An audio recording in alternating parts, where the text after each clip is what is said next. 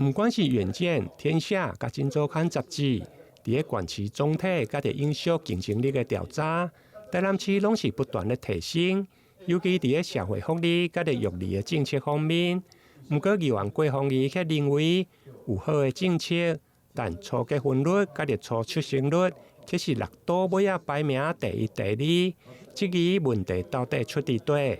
上午透过市政总质询提出甲市府来探讨，甚至希望比照韩国，为了救生育率，推出社会主体终身免费。他们第2个宝宝免费住1辈子的社宅，那是20%内底有部分的量。提出来讲，你生第3胎，咱莫讲第2胎啦。生第3胎的时阵，你来申请社宅，条件够的话，让你免费住1辈子。因为社宅是6年一期嘛，你如果生第3个的话，我6年给你免费。那你如果生第4个，我再延6年；你如果生第5个，我再延6年。安尼好，你也当安尼年定，我嘛讲好。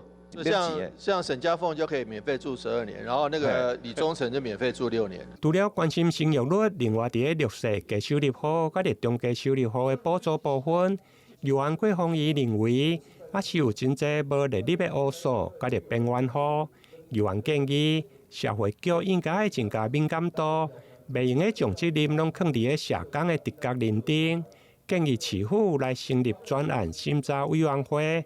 对此，市长嘛回应，针对议员的建议，会来进行评估，希望提升社会责任，降低社会事件的发生。台南新闻林英根、杨顺怀采访报道。